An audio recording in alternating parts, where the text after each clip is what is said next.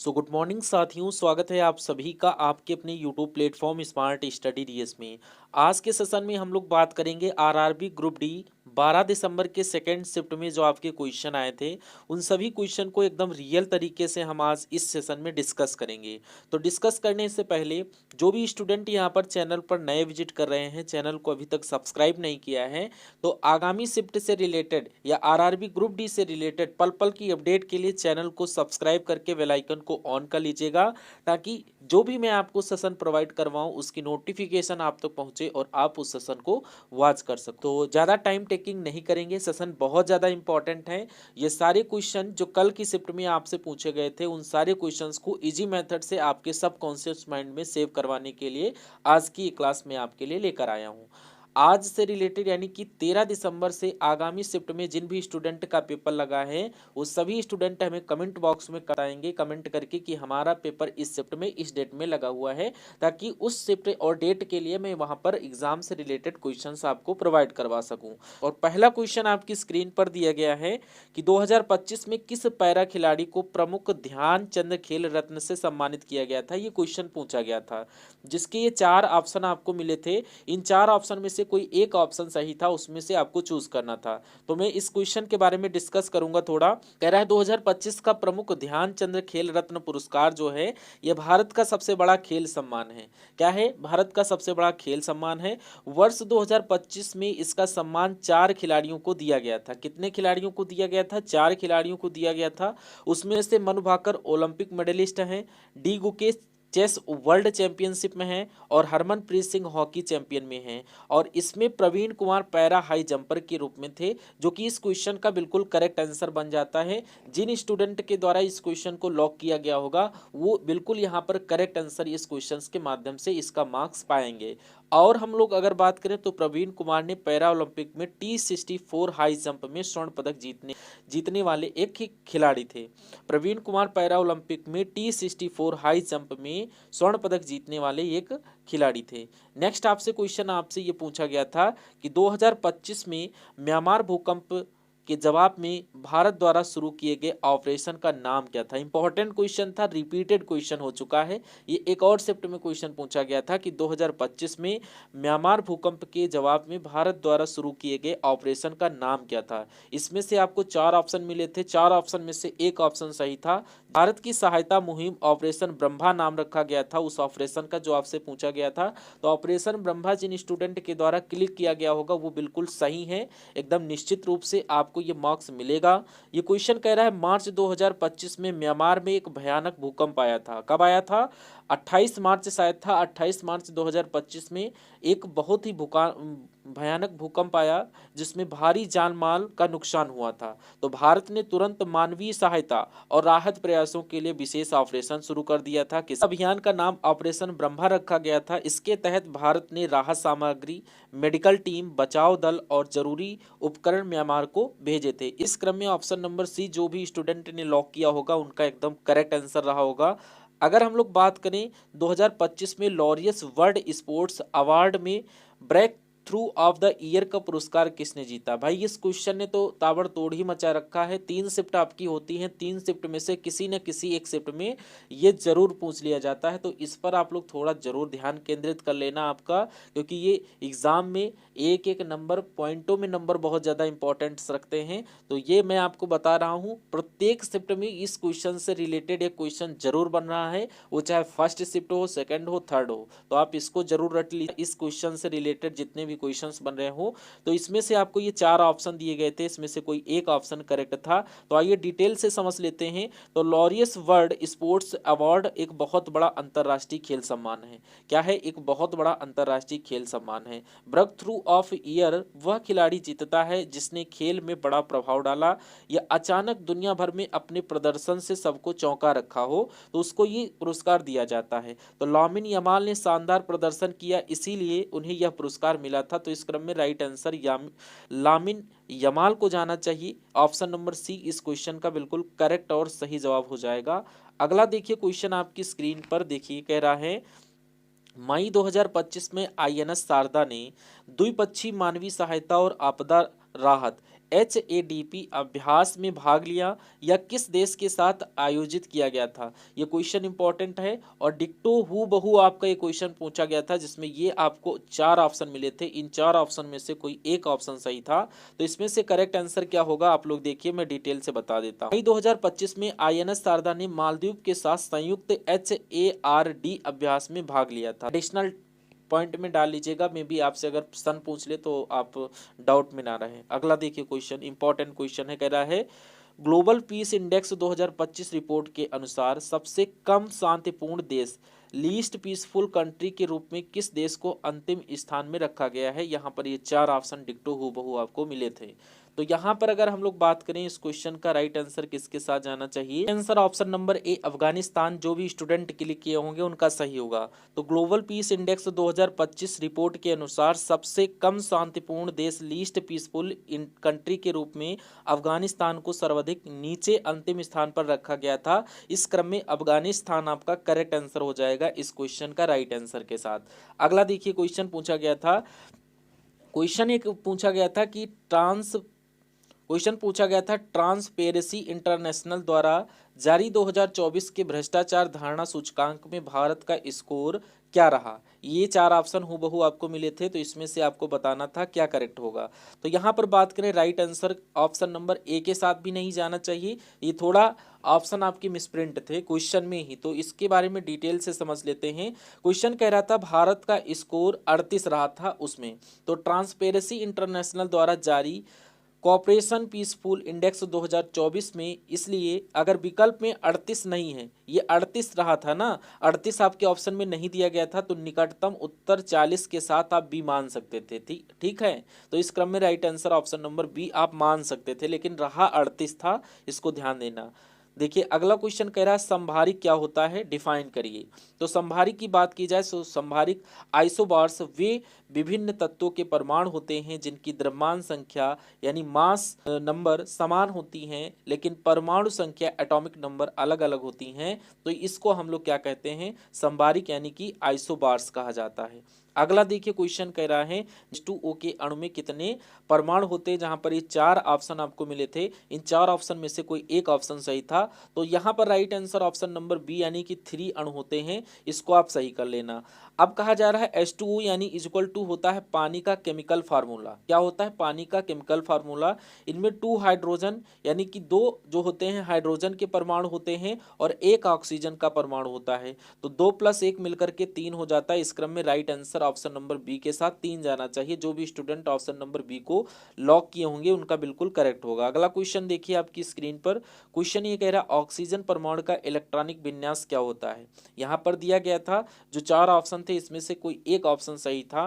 तो इसमें अगर बात करें ऑक्सीजन परमाणु का इलेक्ट्रॉनिक विन्यास, तो परमाणु क्रमांक जो इसका होता है 8 होता है, इलेक्ट्रॉन पूछे जाए 8 होते हैं। वितरित जो सेल होती हैं के सेल में आपका 2 इलेक्ट्रॉन, और सेल जो एल सेल होगा उसमें 6 2 कितना हो जाता है, तो इलेक्ट्रॉनिक विन्यास आपका निकल कर के आएगा 1s2 2s2 2p4। तो इस क्रम में राइट आंसर ऑप्शन नंबर किसके साथ जाना चाहिए, ये जिसने स्टूडेंट ने चूज किया होगा उनका बिल्कुल करेक्ट हो गया होगा।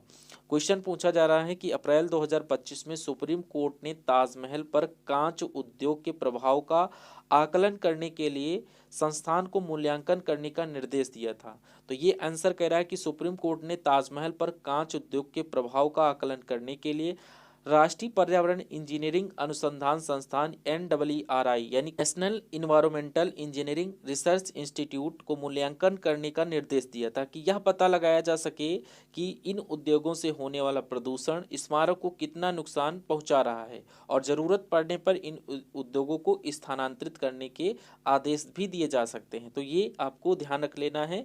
अगला क्वेश्चन ये आपसे पूछा गया था कि बीमा विस्तार योजना 2025 कब लॉन्च होगी। ये क्वेश्चन वो हैं जो आपके एग्जाम में रियल तरीके से पूछे गए हैं, कोई मिलावटी नहीं है क्वेश्चन में। तो इन क्वेश्चंस को ध्यान से देख लेना, आपकी जिस भी शिफ्ट में पेपर लगा हो जरूर इसको देख लीजिएगा, ठीक है।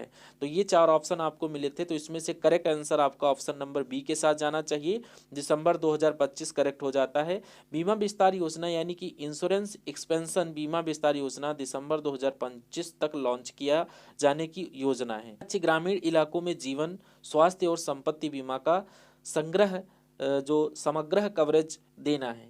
ठीक है, तो इसको आपको ध्यान कर लेना है, बीमा विस्तार योजना, ऑप्शन बी करेक्ट हो जाएगा। अगला क्वेश्चन कह रहा है एल्युमिनियम सल्फेट और बोरियम क्लोराइड की अभिक्रिया से बनने वाला बेरियम सल्फेट किस रंग का होता है। यहाँ पर ये चार ऑप्शन आपको हूबहू दिए गए थे, इसमें से कोई एक ऑप्शन करेक्ट था जो कि आपको चूज करना था। तो ऑप्शन ए सफेद जिस स्टूडेंट के द्वारा चूज किया गया होगा उनका यहाँ पर करेक्ट होगा। पढ़ लेते हैं, एल्युमिनियम सल्फेट जिसका सूत्र होता है Al2SO4 का whole thrice plus barium chloride BaCl2।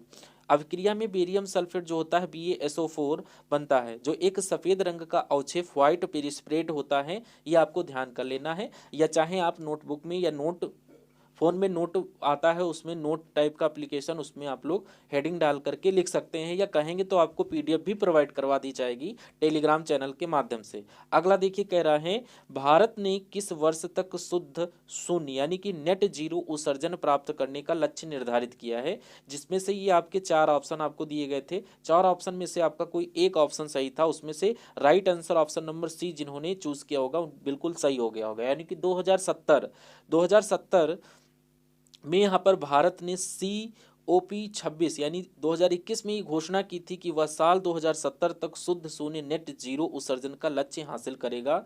तो ये इंपॉर्टेंट था, तो इस क्रम में right answer option number C जिन स्टूडेंट के द्वारा चूज किया गया होगा उनका बिल्कुल करेक्ट आंसर रहा होगा। अगला क्वेश्चन कह रहा है कि 2025 के आयुर्वेद दिवस की थीम क्या थी।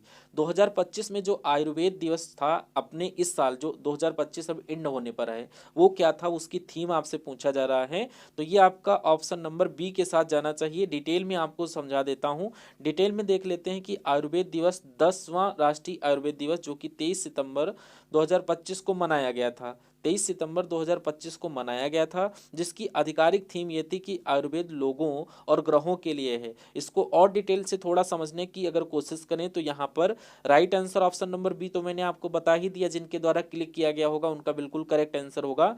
तो यहाँ पर 2025 का आयुर्वेद दिवस की जो थीम थी आयुर्वेद लोगों और ग्रह के लिए यानी कि Ayurveda for people and plants थी। यह थीम इस बात पर जोर ज़्यादा देती थी कि आयुर्वेद न सिर्फ लोगों के स्वास्थ्य के लिए बल्कि धरती और पर्यावरण के लिए भी आवश्यक है। तो ये आपको थीम जरूर याद कर लेना है भाई। थीम से अगर आपसे मतलब कि थीम पूछा जाए तो थीम आपका गलत नहीं होना चाहिए। अगला देखिए आपसे पूछा गया था कि अर्जुन पुरस्कार 2024 जो जनवरी 2025 में दिए गए हैं, इनमें हॉकी के लिए किसे दिया गया था। संजय, सुखजीत सिंह, जर्मनप्रीत सिंह, अभिषेक और सलीमा टेंट भारतीय महिला हॉकी टीम की कप्तान और अर्जुन पुरस्कार से इनको सम्मानित किया गया था। नेक्स्ट क्वेश्चन कह रहा है कि सभी अंगों का भिन्न भिन्न कार्य क्या होता है, यानी कि सभी अंग जो होते हैं हमारी बॉडी में इनका भिन्न भिन्न वर्ग इनका जो भिन्न भिन्न वर्क होता है ये क्यों होता है, ये आपसे पूछा जा रहा है। तो सभी अंगों का भिन्न भिन्न कार्य इसलिए होता है, इसको डिटेल से समझ लेते हैं।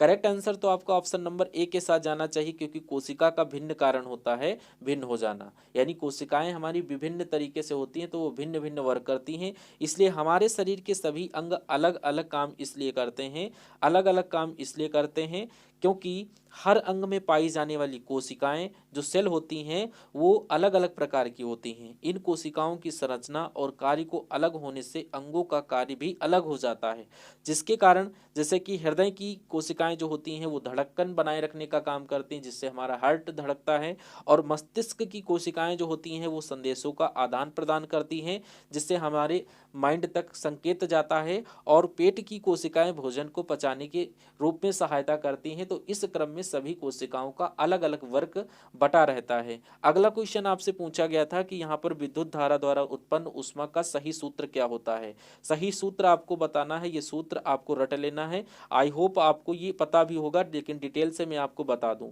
सही सूत्र आपका ऑप्शन नंबर बी के साथ जाना चाहिए, H=I²RT। क्या होता है, H=I²RT। जहां पर कारण इसका समझ लेते हैं, विद्युत धारा द्वारा उत्पन्न ऊष्मा का नियम, जूल का नियम जो होता है, जूल्स लॉ जिसको हम लोग इंग्लिश में कह सकते हैं, इसके अनुसार ऊष्मा उत्पन्न होती है जिसका सूत्र होता है H=I²RT। जहां पर I हमारी क्या होती है, धारा होती है, R अपना क्या होता है, प्रतिरोध होता है, T अपना क्या होता है, समय होता है। तो इसलिए right answer option number B जिनके द्वारा चूज किया गया होगा वो सभी स्टूडेंट यहाँ पर करेक्ट आंसर हो जाता है उन सभी का। अगला क्वेश्चन आपका न्यूमेरिकल पूछा गया था। न्यूमेरिकल आप लोग देख लीजिए, पढ़ लीजिए और ध्यान से इसको कर लीजिएगा। देखिए एक व्यक्ति का द्रव्यमान यहाँ पर पूछा गया था कि 75 किलोग्राम है। गुरुत्वीय त्वरण जी का मान यहाँ पर 10 दिया गया है, 10 मीटर प्रति सेकंड स्क्वायर। वह 25 सेकंड में 8 मीटर दूरी तय करता है। तो उत्पन्न शक्ति यानी पावर का मान आपसे पूछा गया था, जहां पर ये 4 ऑप्शन आपको दिए गए थे। इसमें से आपका राइट आंसर तो ऑप्शन नंबर ए के साथ आएगा। आप सभी लोग इसको कर लीजिएगा और सॉल्व करके हमें कमेंट बॉक्स में जरूर बताइएगा। थोड़ा सा मैं आपको बता दूंगा इसके बारे में। देखिए दिए गए प्रश्न के अनुसार यहाँ पर द्रव्यमान, गुरुत्वीय त्वरण और दूरी, ऊंचाई तथा समय। समय का फार्मूला होता है वर्क अपॉन टाइम। पहले हम लोग क्या करेंगे, पहले कार्य यानी कि वर्क निकालेंगे, देन आफ्टर ये वैल्यू आपको पुट कर देना है, तब आपका राइट आंसर 240 वाट निकल करके आ जाएगा। नेक्स्ट आपसे पूछा गया था ये क्वेश्चन कि फरवरी 2025 तक प्रधानमंत्री भारतीय जन औषधि परियोजना के तहत भारत में कुल कितने जन औषधि केंद्र खोले जा चुके हैं। जहां पर ये 4 ऑप्शन आपको मिले थे हूबहू देखने को। इसमें से आपका करेक्ट आंसर जो जाएगा वो ऑप्शन नंबर बी के साथ जाना चाहिए, जो कि फरवरी 2025 तक प्रधानमंत्री भारतीय जन औषधि परियोजना पीएमबीजेपी के अंतर्गत भारत में कुल 15,057 जन औषधि केंद्र खोले जा चुके हैं। जिसके अनुसार आपका जो करेक्ट आंसर होगा ऑप्शन नंबर बी जिन स्टूडेंट के द्वारा चूज किया गया होगा बिल्कुल करेक्ट आंसर हो गया होगा। अगला क्वेश्चन आपसे पूछा गया था कि 2025 में किस ब्रांड स्लैम ने सभी मैचों में पूरी तरह स्वचालित इलेक्ट्रॉनिक लाइन कॉलिंग सिस्टम बिना मानो लाइन जज का उपयोग शुरू किया है। इंपॉर्टेंट क्वेश्चन था, एक बार फिर से पढ़िए। क्वेश्चन कह रहा था 2025 में किस ब्रांड स्लैम ने सभी मैचों में पूरी तरह स्वचालित इलेक्ट्रॉनिक लाइन कॉलिंग सिस्टम बिना मानो लाइन जज का उपयोग शुरू किया है। जहां पर ये 4 ऑप्शन आपको मिले थे। क्वेश्चन इंपॉर्टेंट है, आपके एग्जाम में रिपीट भी हो सकता है, तो इस क्रम में राइट आंसर डिटेल से समझ लीजिए। ऑप्शन सी आपका करेक्ट हो जाएगा। यहाँ पर पूछा गया था 2025 में विबलंडन क्या होता है। विबलंडन ने सभी मैचों में पूरी तरह से स्वचालित इलेक्ट्रॉनिक लाइन कॉलिंग सिस्टम बिना किसी मानव लाइन जज का उपयोग शुरू किया था। तो इस क्रम में राइट आंसर विबलंडन आपका करेक्ट हो जाएगा। जो भी स्टूडेंट ऑप्शन नंबर सी को लॉक किए होंगे उनका करेक्ट आंसर जाएगा। अगला देखिए कह रहा है त्वरण यानी कि जी का सूत्र क्या होता है। इंपॉर्टेंट है, जी आप सभी को पता होना चाहिए। गुरुत्वीय त्वरण जो होता है इसका सूत्र आपसे पूछा जा रहा है, जिसका सूत्र आपका ऑप्शन नंबर ए के साथ जाना चाहिए, G M upon R square. यहाँ पर देख लेते हैं इसका डिटेल्ड हम लोग जानकारी लेते हैं। जी इज इक्वल टू जो होता है पृथ्वी यानी अर्थ पर किसी चीज का गुरुत्वाकर्षण जो त्वरण होता है, जिसको गुरुत्वीय त्वरण कहते हैं। फार्मूला होता है हमारा G is equal to G dot M upon R square. क्या होता है, G dot M upon R square होता है, जहां जी इज इक्वल टू होता है यूनिवर्सल ग्रेविटेशनल कांस्टेंट, सार्वत्रिक गुणांक जिसको बोल सकते हो, या गुरुत्वांक बोल सकते हो। क्या बोल सकते हो, सार्वत्रिक गुरुत्वांक। जहां पर एम होता है हमारा पृथ्वी का द्रव्यमान और आर होता है पृथ्वी की त्रिज्या। जितनी बड़ी पृथ्वी उतना ज्यादा गुरुत्व, जितनी दूरी पर चीज रखी होगी उतना कम गुरुत्वाकर्षण बल अप्लाई होगा। ये एक नियम है या शॉर्ट ट्रिक आप लोग बोल सकते हो याद करने के लिए। तो सही आंसर ऑप्शन नंबर ए जो भी स्टूडेंट लॉक किए होंगे उनका हो गया होगा। अगला देखिए क्वेश्चन आप सभी से कहा गया था कि केंद्रीय बजट में हाल ही में जीवाश्म ईंधन पर निर्भरता कम करने के लिए किस मिशन की शुरुआत की गई थी। क्वेश्चन क्या कहा गया, एक बार फिर से पढ़िए। क्वेश्चन ये कह रहा था कि केंद्रीय बजट में हाल ही में जीवाश्म ईंधन पर निर्भरता कम करने के लिए किस मिशन की शुरुआत की गई थी। जहां पर ये क्वेश्चन डिटेल से समझाया गया है, आप लोग देखिए। केंद्रीय बजट 2023-24 में जीवाश्म ईंधन पर निर्भरता कम करने के लिए राष्ट्रीय हरित हाइड्रोजन मिशन, जिसको बोलते हैं नेशनल ग्रीन हाइड्रोजन मिशन, की शुरुआत की गई थी। जिसका लक्ष्य ये था कि भारत को हरित हाइड्रोजन उत्पादन और निर्यात का वैश्विक केंद्र बनाना और 2030 तक जीवाश्म ईंधन के आयात में भारी कमी लाना है, जिसमें परमाणु ऊर्जा मिशन बजट जो है 2025-26 में घोषित किया गया है, जैसे अन्य मिशन योजना की या योगदान देने में सहायक हो सकें। तो ये आपका डिटेल से हो गया। अगला पूछा गया था कि SuCO4, यहाँ पर SuCO4 आप लोग कर लेना, ये 4 यहाँ पर होना चाहिए, जो कि सफ़ेद प्लस SH2O पानी, तो SuSO4 यानी कि ये क्वेश्चन कह रहा था, जो नेक्स्ट क्वेश्चन आपसे पूछा गया था CuSO4 जो कि सफ़ेद है प्लस SH2O पानी प्लस CuSO4 SH2O नीला यह किस प्रकार की अभिक्रिया है? इसको डिटेल में मैं आपको समझाऊंगा। क्वेश्चन आप लोग रिपीट कर लीजिएगा ध्यानपूर्वक, डिटेल से समझना है। तो देखिए ऑप्शन ए जाएगा संयोजन अभिक्रिया के साथ करेक्ट आंसर, जो कि होता है कॉम्बिनेशन रिएक्शन। ठीक है, तो यहाँ पर होना चाहिए CuSO4 एक संग्रहित तांबे का सल्फेट, यानी पानी में ये मिलाते हैं। ठीक, जिसको मैंने यहाँ पर जो बोलते हैं इसको हिंदी में दे दिया है, CuSO4.H2O बन जाता है जब इसको हम लोग क्या करते हैं, पानी में घोल देते हैं। तो इसमें दो चीज़ों के साथ जुड़ती हैं, इसमें क्या हुई हैं, दो चीज़ें एक साथ जुड़ी हैं। दो चीज़ों को एक साथ जोड़ा गया है, वो कौन कौन सी हैं? एक तो CuSO4 प्लस पानी, ये मिल करके हो गया है CuSO4.H2O। ठीक, तो इसका जो डिफिनीशन बनेगा ये बनकर आएगा कि जब दो या दो से अधिक पदार्थ मिलकर एक नया पदार्थ बनाते हैं तो इसे हम लोग क्या कहते हैं, संयोजन अभिक्रिया कहते हैं। जब दो या दो से अधिक पदार्थ मिलकर के एक नया पदार्थ बनाए तो उसको हम लोग क्या कहते हैं, संयोजन अभिक्रिया कहते हैं। जैसे A+B=2 मिलकर के आ जाए AB, एक नया उत्पाद, तो ये हमारा क्या हो जाएगा, संयोजन अभिक्रिया हो जाएगी। अगला क्वेश्चन पूछा गया था ये कि जब प्रकाश किरण विरल माध्यम यानी कि रेयर मीडियम से सघन माध्यम यानी कि डेंसर मीडियम में प्रवेश करती है तो क्या होता है। ये रियल आपको 4 ऑप्शन दिए गए थे, जिसमें से एक ऑप्शन सही था। तो यहाँ पर अगर हम लोग ध्यान दें तो ध्यान पूर्वक समझिए। देखिए जब प्रकाश किरण कम घनत्व वाले माध्यम से रेयर मीडियम से अधिक घनत्व वाले माध्यम में प्रवेश करती है तो उसकी गति कम हो जाती है, फलस्वरूप तरंग दैर्घ्य घट जाती है। इस कारण किरण सरल जो है, इस कारण किरण साधारण नॉर्मल की ओर झुक जाती है, मुड़ जाती है, आप लोग कह सकते हो। तो किरण साधारण नॉर्मल की ओर मुड़ जाती है। करेक्ट आंसर हो जाएगा आपका ऑप्शन नंबर किसके साथ, ऑप्शन नंबर बी के साथ। जो भी स्टूडेंट किए होंगे उनका यहाँ पर बिल्कुल करेक्ट आंसर हो जाएगा। अगला क्वेश्चन आपसे ये पूछा गया था कि कोशिका विभिन्न समूहों में समान कार्य करती है, यह किसकी ओर संकेत करता है। कोशिकाएं जो होती हैं हमारी विभिन्न समूहों में समान कार्य करती हैं, किसका संकेत करता है। यहाँ पर हूबहू आपको 4 ऑप्शन दिए गए थे, जिसमें से कोई एक सही था, जो कि ऑप्शन नंबर ए के साथ। यह श्रम के कार्यात्मक विभाजन में सहायता करती हैं, जो कि हमारे, देखिए डिटेल से समझिए, हमारी बॉडी में कई प्रकार की कोशिकाएं पाई जाती हैं, सबको पता है। जब एक जैसी कोशिकाएं एक समूह में काम करती हैं तो वे विशेष कार्य यानी कि स्पेसिफिक फंक्शन करती हैं। ऐसे समूहों को ऊतक यानी कि टिश्यू कहते हैं। इसका मतलब काम बट जाता है, क्या होता है, फंक्शनल डिवीजन ऑफ लेबर, यानी कि जैसे लेबर वर्क करवाते हैं घर में तो लेबर लाते हैं, तो लेबरों का क्या होता है, काम बट जाता है, क्या होता है, काम जो है डिवाइड कर दिया जाता है। उसी प्रकार हमारे शरीर में जो होती हैं कोशिकाएं भी क्या होती हैं, बट जाती हैं ग्रुप में। जब ये कोशिकाएं आपस में बट जाती हैं इनको फंक्शनल डिवीजन ऑफ लेबर कहा जाता है, यानी कि शरीर का काम आसान और प्रभावी हो जाता है, आसान हो जाता है और जल्दी भी हो जाता है ग्रुप में करके। अगला क्वेश्चन ये कहा जाता है कि भारत में मई 2025 में मनाए गए राष्ट्रीय प्रौद्योगिकी दिवस नेशनल टेक्नोलॉजी डे की थीम क्या थी।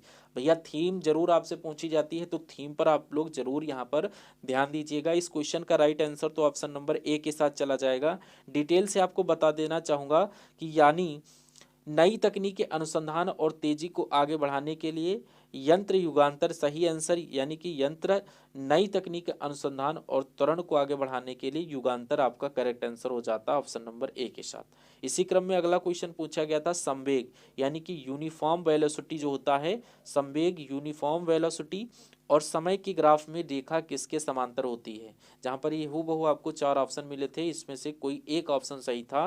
तो संवेग की अगर मैं बात करना चाहूँ तो ये आपका right answer option number A समय अक्ष एक्स एक्सिस के समांतर होता है। जहाँ पर यूनिफॉर्म वेलोसिटी यानी जब कोई वस्तु लगातार एक ही वेग से चलती है, कोई वस्तु जब लगातार एक ही वेग से चलती है उसमें कोई भी चेंजेस ना किया जाए। जैसे कि हमारा क्या होता है, इसको थोड़ा डिटेल से अगर बता दें, यूनिफॉर्म वेलोसिटी ये होती है जैसे कि कोई वस्तु लगातार चल रही है, लगातार कैसे, जैसे कि आपकी घड़ी हो गई, घड़ी में जो समय होता है वो जब तक भैया सेल चार्ज रहेगा तब तक वो समय हमेशा बताती ही रहेगी, जब तक आप उसमें कोई छेड़छाड़ नहीं करोगे या खुद से रुकती नहीं है या वहाँ पर जो है सेल ना डिस्चार्ज हो जाता हो, तो वो आपका हो जाता है यूनिफॉर्म मोशन। जिसको वेलोसिटी बोलते हो।